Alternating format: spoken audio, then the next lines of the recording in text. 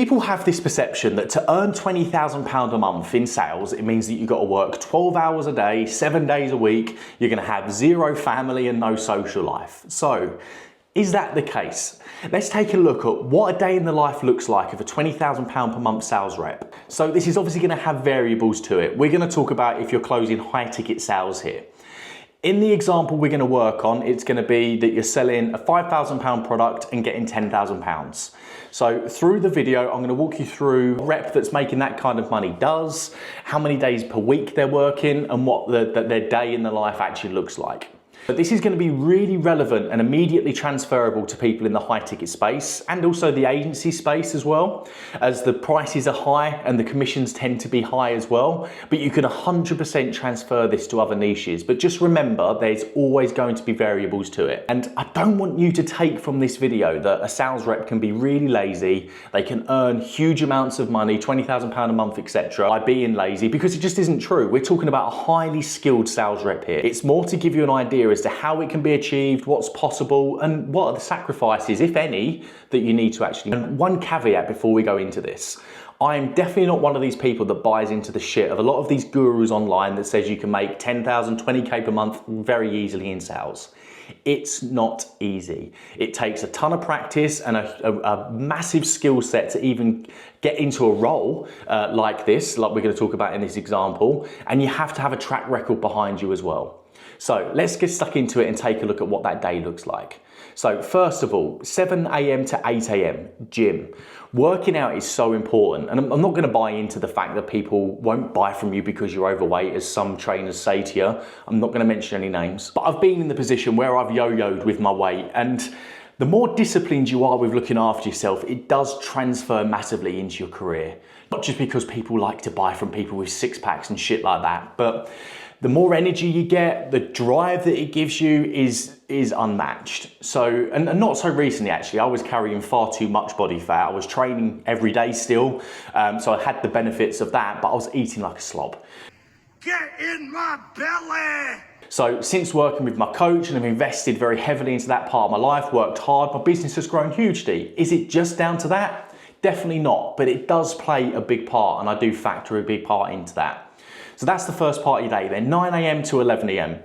Outreach and follow-ups. So I use voice notes a lot for my follow-ups, and the reps that I work with and offers that I've placed from too use it as well. It's really good to get in early into your days. You can catch people out before their day started, their distractions start, like a lot of the people you're going to be speaking to are business owners or CEOs, stuff like that. And it can set up opportunities for that day ahead of you. You may have somebody in your pipeline that you've been trying to get hold of for some time respond to you saying that I'm ready to go ahead now.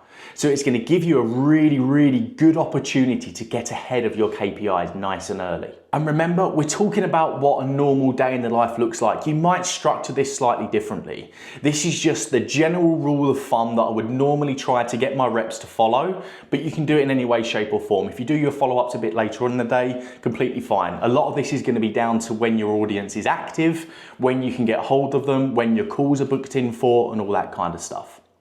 So the next thing we're going to take a look at now is 11 a.m. to 1 p.m. So 2 hours, we've penciled in 2 calls in that time. So 2 1-hour discovery calls. That now takes you up to 1 p.m. So we're not going to have a long lunch. 1 p.m. to 1:30 p.m. is more than enough time to get some food in you and then crack on with your day. What else are you actually going to do on your lunch break? This is one thing I'm a big believer in. Yes, get your head away from the game for a little bit just to get a bit of a breather, but to go and get some fresh air and to eat some lunch isn't going to take much longer than half an hour. That means that you've got the ability to get back stuck into it, and you can actually get away at a reasonable time, which is obviously really important to a lot of people. You've now got 1:30 to 4:30 p.m. to take an additional 4 sales calls, 4 discovery calls. So these, again, are closing calls where we're going to be trying taking people from a prospect into a high-paying client. In the scenario we're talking about here is £5,000, where we get 10% commission. So at the end of the workday, we're talking about 5:30 p.m. now. So that means in total, we've taken 6 calls per day at a close rate of, let's just say, an average of 30% on an offer where you get £500 per sale. if they pay in full. So that's £1,000 per day because that's 2 sales a day in theory. Let's say only one of them pays in full and one of them's a split pay, maybe a ×3. So just keep it nice and generic. So you get £166 for your split pay, you get £500 for your pay in full. So £666. Now on average, that works out around £13,500 per month. Now, if you were to do the same again next month, on average with your split pay commissions being factored in as well, so the last month's commissions that you got on they're paying their second instalments, that takes you up to £17,000 per month.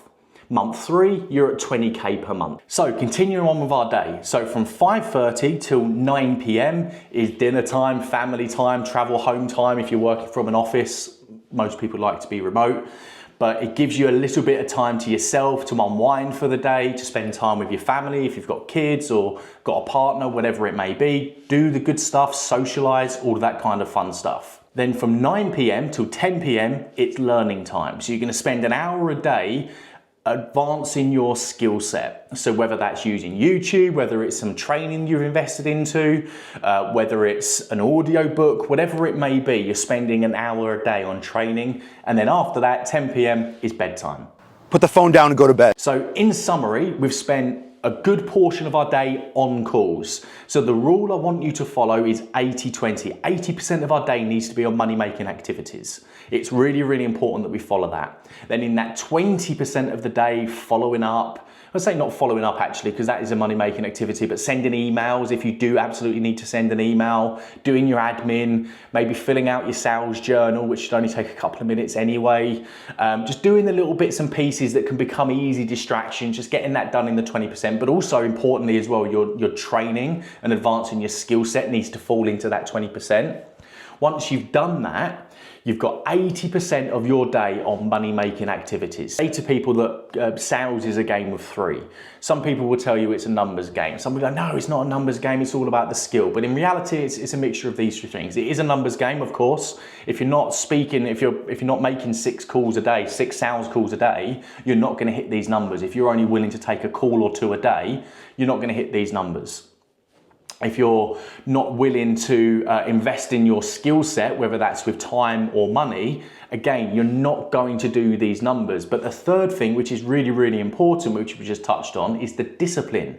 If you're not disciplined enough to ignore the mundane tasks or the things that might seem a little bit more, not necessarily mundane, but actually a little bit more exciting, like playing with your script or coming up with new objection handles and stuff like that, that time can get away from you a little bit. And then before you know it, you've actually sacrificed an hour of call time, which is money-making time, to do something that you might enjoy a little bit more. And then the little things that we're talking about with the lunch break.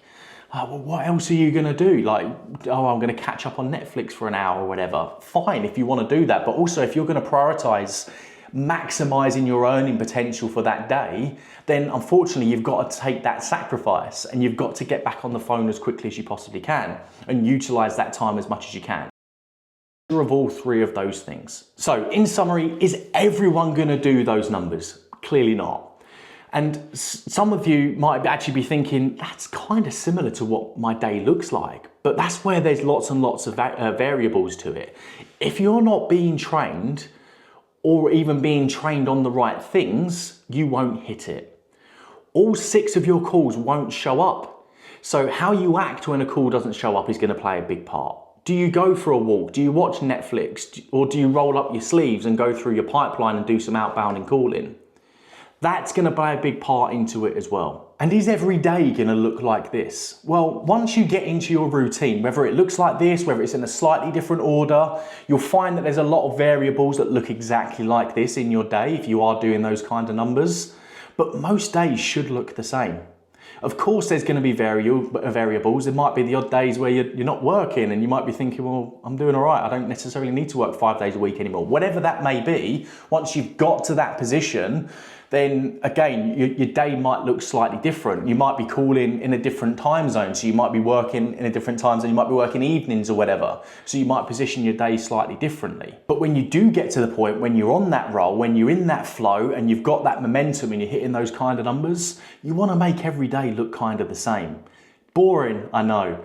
But boring pays the bills. If you look at any successful business, any successful business owner, a lot of their daily routines, a lot of their daily habits look pretty similar day in, day out. Now, again, I want to stress, I did caveat this at the start of the video. Is this going to be for everyone? Absolutely not. Is everybody that's in sales super motivated to hit 20K per month? No, they're not. Unfortunately, that's just the world that we live in. And I say unfortunately, it's also kind of good, because if everybody was in that, then there'll be so much competition for these spaces on these roles where people can go and smash it. It would make it a little bit more difficult for skilled sales reps to get roles, but it's not. If you've got that track record, you've got that hunger and drive, and you've got that ability to buy into yourself and upgrade your skill set, you should be able to find these roles. So this is what a day in the life looks like for somebody that's on 20K per month.